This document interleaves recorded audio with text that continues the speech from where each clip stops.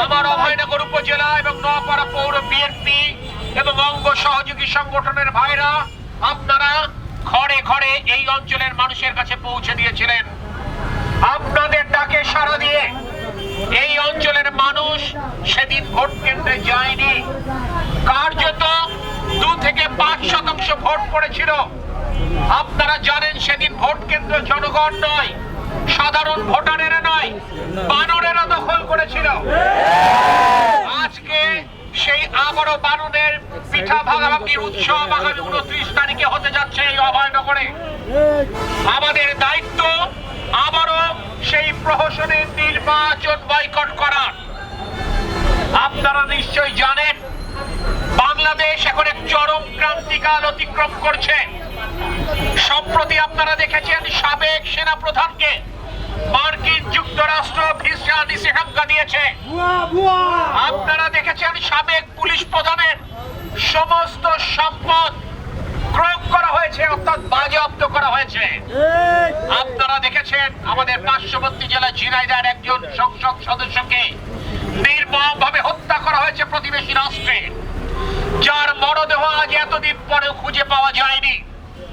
আপনারা এও জানেন জাতিসংঘ শান্তিরক্ষী বাহিনীতে বাংলাদেশের সশস্ত্র বাহিনী যেই সমস্ত সদস্যদেরকে প্রেরণ করা হয়েছে তাদের মধ্যে যাদের বিরুদ্ধে মানবাধিকার লঙ্ঘনের সুনির্দিষ্ট অভিযোগ রয়েছে, অর্থাৎ যারা খুন গুম সহ বিচার বহির্ভূত হত্যাকাণ্ডের সাথে জড়িত, তাদেরকে সেই সমস্ত শান্তিরক্ষী মিশন থেকে বাংলাদেশে ফেরত পাঠানোর প্রক্রিয়া শুরু হয়েছে।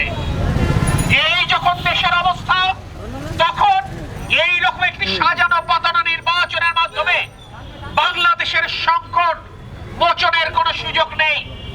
বাংলাদেশের যে সংকট, সে রাজনৈতিক হোক, অর্থনৈতিক হোক কিংবা সামাজিক হোক, এই সংকট থেকে উত্তরণের পথ একটি, সকল রাজনৈতিক দলের সাথে আলোচনা সাপেক্ষে আবারও তত্ত্বাবধায়ক সরকার পুনর্বহাল করতে হবে। সকল রাজনৈতিক দলের সাথে আলোচনা সাপেক্ষে নির্বাচন কমিশন পুনর্গঠন করতে হবে। আমাদের মা, গণতন্ত্রের মাতা দেশনেত্রী বেগম খালেদা জিয়া সহ সকল রাজবন্দীকে অবিলম্বে নিঃশর্ত মুক্তি দিতে হবে।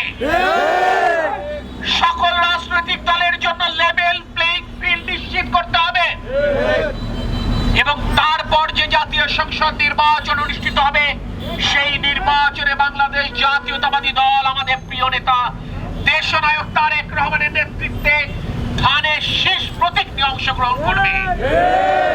তার আগ পর্যন্ত কোন নির্বাচন এই বাংলাদেশের জনগণ মেনে নেবে না।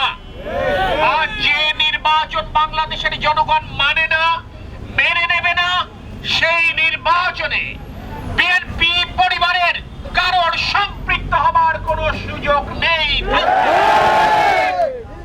শুধুমাত্র নির্বাচনে আমার দলের কোনো প্রার্থী নেই, এটি হলে হবে না। যারা এখনো বন্ধুত্বের সম্পর্কে, প্রতিবেশীর সম্পর্কে, আত্মীয়তার সম্পর্কে কিংবা ব্যবসায়িক সম্পর্কের কারণে এই নির্বাচনে কোনো না কোনো ভাবে জড়িয়ে পড়েছেন, বিএনপি পক্ষ থেকে তাদেরকে স্পষ্ট বার্তা দিতে চাই, এই মাটিতে আমাদের প্রিয় নেতা শহীদ রফিকুল ইসলামের রক্ত রয়েছে। এই মাটিতে আমাদের প্রিয় নেতা শহীদ লুৎফর রহমানের রক্ত মেখে রয়েছে। এই মাটিতে শহীদ ইউনুস মোল্লার রক্ত জড়িয়ে রয়েছে। বিএনপির কোন সদস্যের এই প্রহসনের নির্বাচনে জড়াবার কোন সুযোগ নেই। যারা জড়াবে তারা বিএনপি পরিবারের কেউ নয়। যারা এই নির্বাচনে অংশগ্রহণ করবে তারা সেই শহীদ ভাইদের রক্তের সাথে বেইমানি করবে। হত্যা করে নিক্ষিপ্ত হবে। প্রিয় সাথী ও সহযোদ্ধা বৃন্দ, ভোটের আগ মুহূর্ত পর্যন্ত আমাদেরকে প্রতিটি ঘরে ঘরে জনাব তারেক রহমানের সালাম পৌঁছে দিতে হবে এবং ভোট বর্জনের আহ্বান জানাতে হবে। ঠিক যেভাবে আপনারা 7ই জানুয়ারির ভোট বর্জনের আহ্বান জানিয়েছিলেন, আমি আপনাদের সকলের উপর আল্লাহর রহমত